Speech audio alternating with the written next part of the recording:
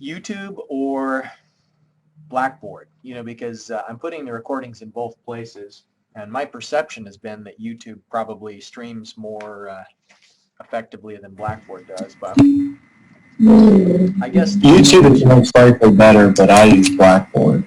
you use Blackboard. Yeah, Yeah. the only advantage of Blackboard, I think, is that you can see like the chat over in the side, it's recording that onto Blackboard.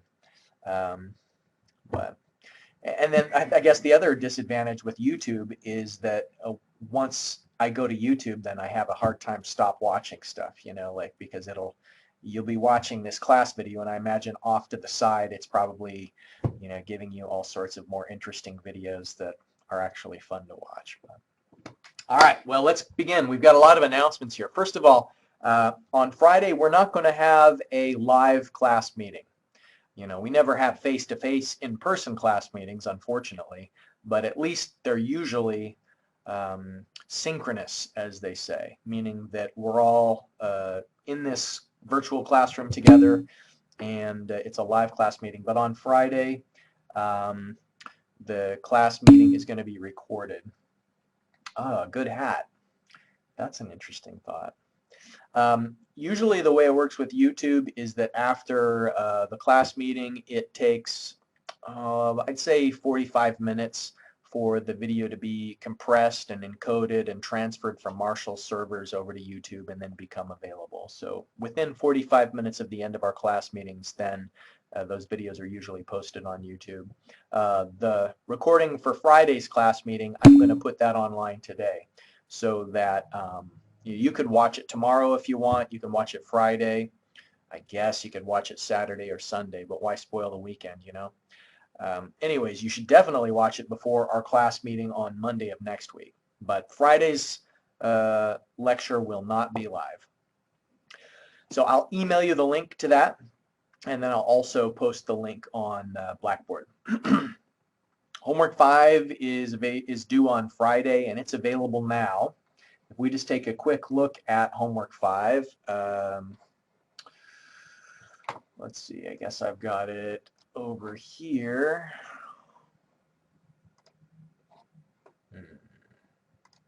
All right. So at the top of the homework assignment, I give you a link and some instructions related to properly annotating a spreadsheet solution, and that is just how to put good notes in the spreadsheet so that the grader can easily find your work and understand it. So the first problem and the second problem and the first two problems, you're going to use the approach that we talked about in class last time, the LCM approach. And then problems 3 through 5, it only has 5 questions. 3 through 5 are related to techniques that I'm going to share with you today. So after today's class meeting, then you'll be all set to complete that homework assignment. Next Wednesday, so 1 week from today, is our first midterm exam. And I'll write that exam so that I know that some of the students who are really quick and who understand the material quite well, they'll be able to get through the questions in about 25 minutes. And I think the majority of students would be able to finish the exam in 45 minutes. And then, of course, if you don't understand the material, then no amount of time is ever going to be enough. You'll be trying to figure it out during the test. And so for some of you, hopefully very few, hopefully none, you'll feel time pressure. But I think for everyone else, you'll be very comfortable because I'm intending it to be that the majority of students can finish in 45 minutes, but I'm going to give you 2 hours. I'll release the exam on Blackboard. That's where you'll go to get the exam, and it will be available in our class page from 10:30 a.m. until 12:30 p.m. And so that's a 2-hour window. All of you are available from 11 to 11:50 during that window, and then I think everyone except for one student also has availability on either side of the 11 o'clock time slot. The number of questions, I noticed a question in the chat box there. I haven't decided yet. In the past, what I would generally do is I would put on like 4 questions, and they were of a medium length. But this time around, I might do more of a mix of some questions that are really short and really simple. And so if I gave you some really simple questions, then there'd maybe be a couple more of those instead of making it just all kind of a bunch of mid-length questions. So I haven't quite exactly figured out how many questions it's going to be.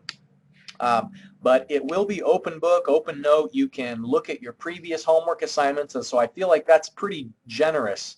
You know, if you think that this is 2 hours you're getting to take a 45-minute exam, and I'm allowing you to use your open book, open notes, and homework assignment. But I do ask that you work on it individually. You know, this is going to be the honor system with a take-home exam, and I can't force you to be honest in the same way that I can't force you to learn the material, but I will ask you to be honest. And so I'd ask you to work individually on that. And the exam will include hand calculations and Excel. And then what you'll do is you'll scan your hand solution and upload it to Blackboard as a PDF. And if you use Excel on a certain problem, then you'll also upload the Excel file to Blackboard. So are there other questions related to the exam? We'll have some additional time to talk about it. You know, we will have our live class meeting on Monday if some additional thoughts occur to you. All right, today we're going to continue talking about present worth analysis. This comes from chapter 5 in your textbook. And I've said it before, but I'll renew my suggestion that it's a great habit to be in to review the textbook in addition to watching the lectures, in addition to doing the in-class exercises and completing the homework assignments. If you read the supporting material in the textbook, then you're just going to understand the concepts that much more. Sometimes the author explains things in a way that's a little different from the way I explain things, and having two different perspectives may help you to understand the material a little bit better. So we're going to learn two new techniques today, and both of them are used to solve the same problem that we faced last time. And the problem that we discussed previously was we can't compare two alternatives that have a different useful life. And so does anybody remember what we did last time to make it so that both of these options did have the same useful life?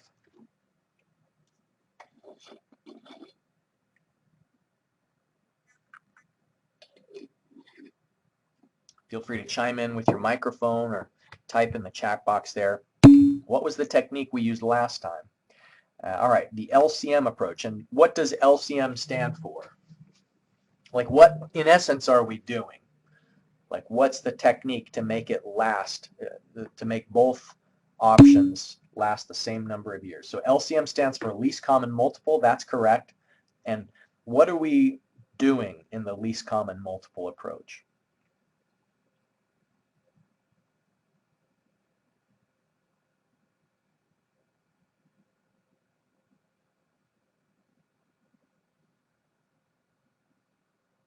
Oh, the silence is awkward. So awkward. Find the highest PW. That is the decision criteria. So you've got it correct that that's how we choose between option A and option B. But how do we make them both last the same number of years? Dividing the cash flow into sections. Josie says multiply the years by the LCM. Okay, good. Taking LCM of A values to produce an even comparison with the sections. The key word that I hope you'd understand is that we're repeating the cash flow diagram. Repeatability is we're saying let's, for option A, have another cycle of the same thing where we're going to buy option A a couple of times so that the end of those cycles is the same number of years as the number of cycles we run for option B. So like the key word here is repeating. And so we get it, there are a different number of years right now. And why is that a problem? It's a problem because the amount of money matters, but so does the timing of the money. And so you can't compare two pieces of equipment that last a different time frame because their revenues exist in different time frames. And so the way that we have a true apples to apples comparison is to make sure that we're comparing the present worth of each option, and we're picking the one that's the highest present worth, but that we're doing it for two options that last the same duration. And so LCM was, let's repeat. All right, so here's a trivia question for you. Does anybody remember what I mentioned is some of the common mistakes that students will sometimes make when applying the LCM approach? What's a common mistake when taking the original cash flow diagram and repeating it? I only emphasize this simply because I don't want you to make that mistake. Josie says not buying the thing in the right year, and that's correct. So a lot of students would be tempted to, and Craig's got the other one, a lot of students would be tempted to do the purchase in year 7. But remember, if you do the purchase in year 7 for option A, then that means that the revenue doesn't start until year 8. So you actually need to buy it at the end of the 6th year so that it's available through the 7th year and the revenue comes in at the end of the 7th year. So remember to purchase the item so that you have continuous access to the equipment. And then Craig's point is that you don't want to buy it again in year 18, because if you bought it again in year 18, now you've got 6 years of use ahead of you. And then if you bought the item again for option B in year 18, then you've got another 9 years and you're out of sync one more time. So you got to make sure that they both terminate, and then like you don't have equipment anymore after year 18. And that's what we want to do. We want to have the years last the same amount of time. So LCM is one tool we have to make the cash flow diagrams the same length. There are some other techniques that we can use to make the cash flow diagrams the same length. And they might even be simpler than repeating, now that I think about it. One option for making these, if you think about it, what's wrong with option A is it's too short. What's wrong with option B is it's too long. You know, like if we're just thinking in terms of making it easier to compare them. So we can terminate both at 6 years, and that's called early termination. Before we talk about early termination, let's look at contract services. And so we can either make the one that is short a little bit longer, or we can make the one that's too long a little bit shorter. So the first thing that I'm going to suggest is what the contract services allows us to do is we take the short one, option A, remember only lasts for 6 years, but we say we're going to go rent the equipment for 3 years. Instead of buying it, let's lease it, rent it, or find a contractor to come in and operate the equipment on our behalf.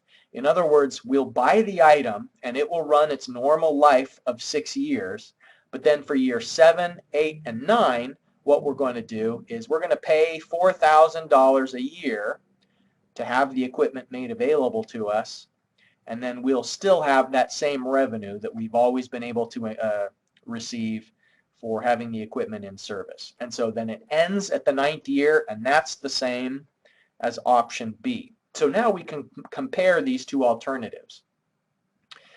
So an equivalent item is being leased is the essence of contract services.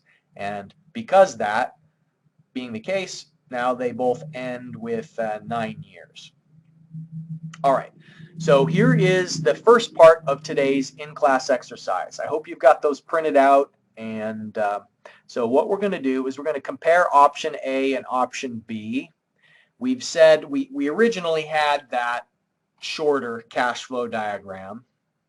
And so some item is available for us to lease, and we're going to do that. So both of these go through 9 years. And so which alternative is better is what I'd like you to analyze. We have the 4% table that's going to be applicable here because it tells us in the cash flow diagram that we have an applicable interest rate of 4%. So we need to be able to see through the 9th row here. Let me just zoom out so we can see all of the data that we need. I need to zoom out a little bit further. All right, that ought to do it. All right, so I'm going to pause for a second, and it's going to be pretty easy for option B, right? All we have to do for option B is a P/A. because we've got an annual series here. So take it to the present, combine it with the initial cost that's already at the present. Option A is going to have that step and also an intermediate series of steps that we'll have to take to get the lease cost back to year 0. So I'm not going to tell you exactly what that is, but we've done it before, how you turn this annual series, which right now is in year 7, 8, and 9. We need to get that amount to year 0. We can't do it in one step. It's a two-step process. So I'll pause for a second. You dust off those calculators and use the provided cash flow table, the factor table, to find out the present worth of both options. Which one is best?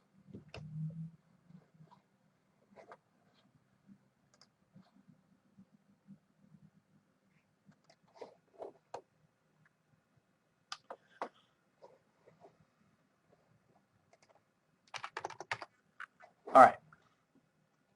So option A is the tricky one, right?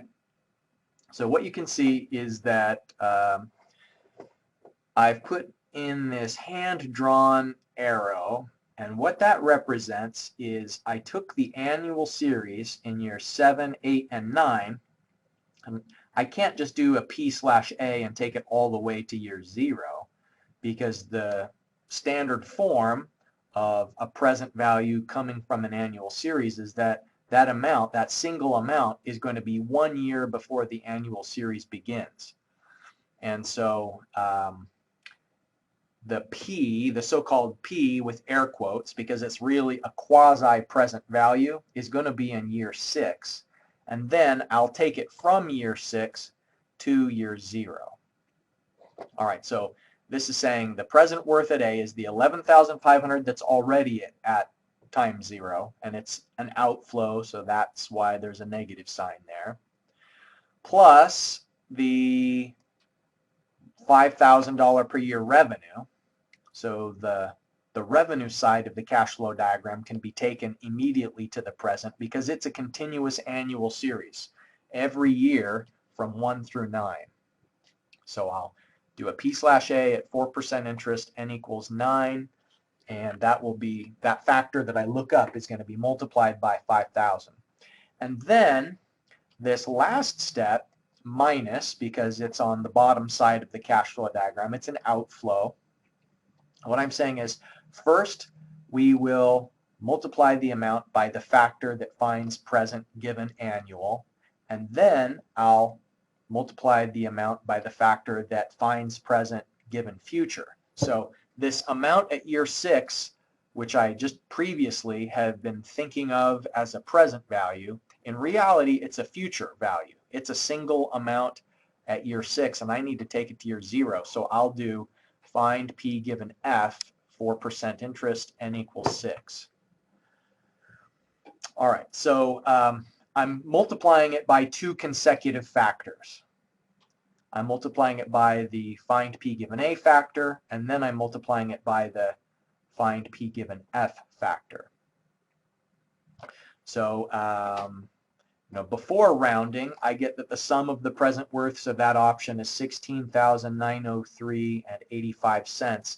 But then if I look at these factors, one of them only has 4 digits. And so then I'll round off my answer to the nearest 4 significant figures. And so that's 16,900. All right, so option A had that 2-step conversion. Option B is a little bit simpler because we can just do that direct. Find P given A of this 4,100 in revenue each year. So I've got the factor multiplied by the amount, and I kind of indicate what is the present value of the revenue before combining it with the cost that's already at time 0.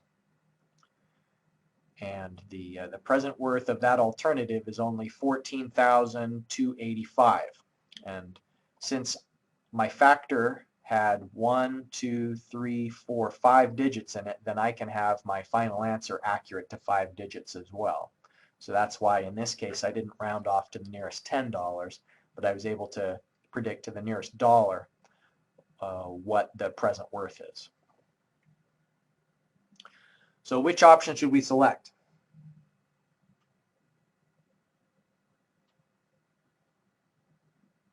Whichever one is going to give you the most profit. You know, that's what this company is in business trying to do, is generate profit. So option A has a larger present worth. We've discounted everything at the MAR. The MAR was 4%. And so what this says is that even if you had to take out a loan to buy the equipment, and if you were paying 4% interest to the lending agency, then you'd still have profits on top of that. And if this was self-financed and you were providing the upfront funds yourself rather than borrowing them, then it would be just that much more profitable. All right, so any questions about contract services? The general idea, remember, is that we lengthen the cash flow diagram that's too short in contract services.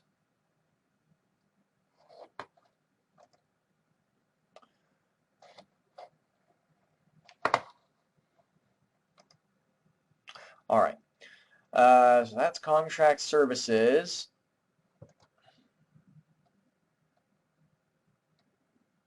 Early termination is a little bit different. So you remember by now we've looked at these two options enough times. Option B is the one that lasts for 9 years ordinarily. Option A is the one that only lasts for 6 years. So in contract services, we lengthened option A. In early termination, we're going to truncate option B. So truncate means we're going to make it shorter. And so look at those dashed lines. What it means is the revenue that we would normally get in year 7, 8, and 9, we're going to forego that revenue because what we're going to do is sell the equipment early. Rather than just use it until it has no residual value, we can take option B, whatever it is. It could be a computer equipment, it could be manufacturing equipment. It has some residual value because it could be used for another 3 years. And so there's a secondary market where people will pay to buy that item. And so the green arrow here doesn't represent the present value of the revenue. It does not represent the present value of this revenue. It represents the salvage value of the equipment. So in other words, those two things may not be the same. You know, depending on what the secondary market values your equipment at, that is going to be the length of that green arrow. It is not the present worth of the revenue. So the idea with early termination is we sell the equipment and just get a one-time lump sum amount from that sale rather than continuing to operate it in the years afterward. Okay. So here is the second part of today's in-class exercise, and what you need to do is find out which alternative is better, option A or option B. And what this table is meant to illustrate is if you sell it after, well, you initially buy it for $16,200. So if you sold it the very same moment that you bought it, you could get all of the value back. But then if you sell it after only 1 year of use, then its resale value is $14,400. And you can see the trend is the longer you own the equipment, the lower and lower its resale value becomes. That trend is called depreciation. When equipment is losing value, the older and the more used it becomes. That's the depreciation of its value. So in our case, in order to compare the two options, then what you need to do is you need to terminate option B early. Okay, so I want to see if you can figure out how to use this table in order to compare the two options according to the early termination approach. And then it says here, and I equals 10%. Notice that. So in I think the previous example we were using the 4% table, but this time we want to use the 10% table. So let me bring that 10% table up onto the screen in case you don't have it handy there at home. You'll be able to see it on the screen. All right. Yeah. All right, so everything is on the screen that you need in order to solve this example. I'll pause for a moment, let you do the calculations. We have plenty of time, so I'm not going to rush and start revealing the solution until I feel like you've really had a chance to work with this one on your own.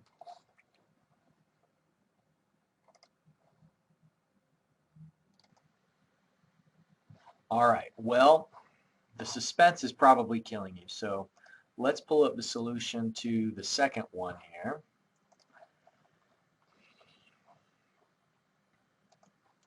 All right, that's blurry.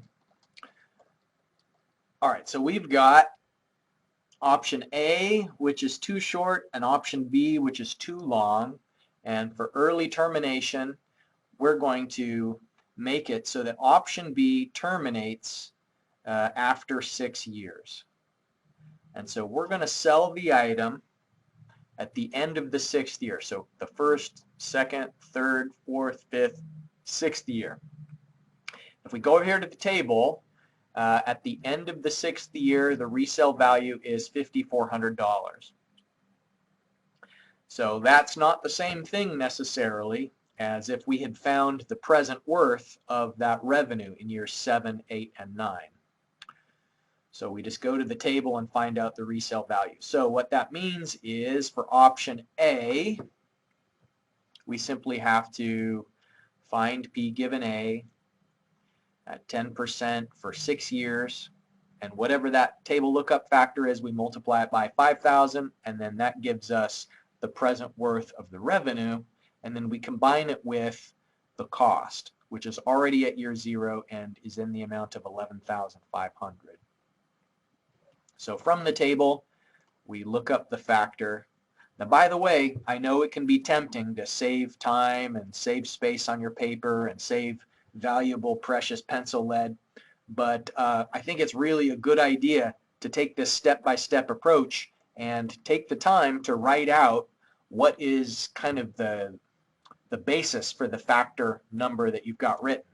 You know, like if you just write the number itself and you happen to be wrong, you're not going to get as much partial credit as if, for example, in the earlier step, if you had written it out more completely, and if you write P/A, then even if you go to the wrong row in the table and or write the wrong number, at least if you wrote this part of it, then the grader would know, oh, well, at least they recognize it's a find present given annual. So the whole purpose of your written solution is to demonstrate comprehension and to kind of explain the process of how you came to your final answer. And so it's really valuable for you to document that in as much detail as you can. You know, maybe you could have done the calculation strictly in your calculator and, you know, just write PWA equals 10,276. You know, maybe you don't have to write it down, but I can't see inside your calculator, especially in like a virtual situation like this. And so it's really incumbent on you to make your solution thorough and expansive and show the logical flow. And so here what we have is the present worth of the revenue is 21,776. The cost, which is already at the present, 11,500. So that's how we get this 10,276. And it looks like I have not yet rounded that off. 1, 2, 3, 4, 5. 1, 2, 3, 4, 5. Yeah, you know, in a final answer, need to round that to the nearest dollar. All right, so option B, I'm going to do find P given A on that $4,100, which we have 6 years worth of it, and then find P given F of the single $5,400 amount. Okay, so here is the structure for that one. And the structure is find P given A for the 4,100, find P given F for the 5,400, and then there's already the present value cost at year 0. All right, so option A is better. We would choose option A. So now if we go back to the homework and just show you how this applies to the assignment that's coming up. There it is. So option 1, you're going to do early termination, because one of the option 1, you're going to do repeatability, because it lasts for 6 years for one of the options, and the other one is 9 years. Option 2 is another one that's also pretty suitable for the LCM approach. You know, we can repeat. We've got 12 years for one of the options, 6 for another, and 3 for the last. Okay. In question 3, it says to use contract services, and so you know that if it's contract services, what you're doing is you're lengthening the cash flow diagram that would ordinarily be too short. And since it's a complicated word problem like this, even if it doesn't tell you you have to write the cash flow diagram, it's a pretty good idea to put it down on paper. It's always worth sketching out the cash flow diagram just for you to get a graphical sense of you know, what's the revenues, when are the revenues, what are the costs, and so on. So I suggest it's a good idea to draw the cash flow diagram. Contract services for question number 4, and then finally early termination is what you're going to use for the last problem.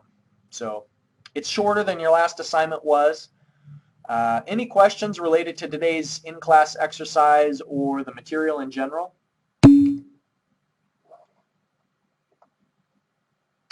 All right, Ethan points out that on one of the homework assignments it says to use 4.5%, but you don't have a table for it. And so what that implies is that you're going to need to use the equation method rather than the table lookup method. Or, yeah, Excel makes it easy as well. Yeah, so the formulas that you can always use if it's like an odd number like that. Let me go back to where I've showed you that previously. Here we go. Yeah, this table of equations will allow you to solve for the factors for whatever the interest rate is. But then in the specific case of that question, I think using Excel will make it pretty easy to solve that problem. Now, if you do use Excel, you don't have to. You know, sometimes the problems specifically tell you you must use Excel. Sometimes I don't tell you either way. And so if I don't tell you either way, you can use whatever method you prefer. But if you do use Excel, please follow these tips and suggestions related to providing notes and annotation and like kind of a clear structure to your solution. I said in a previous class that it's not the grader's responsibility to go in and hunt for the right answer in your spreadsheet. It's your responsibility to make the right answer impossible to find. You know, make it bold, highlight it in yellow, underline it, put a box around it, make your answer to the question really stand out from the rest of the calculations that'll be in the spreadsheet. All right, well, that's all I have for you today. Just one last look at the announcements to remind you that Friday's class is going to be recorded rather than live. So that'll be a recorded lecture that I'll send you the link for, and I'll post the link on Blackboard. Friday's assignment is due at 11. And if you have any questions about that as you're working on it, feel free to give me a call, and I'll pick up when I'm available, even if it's outside of my office hours. And then a little bit further down the road is that exam 1. So hope you have a great day. Take care.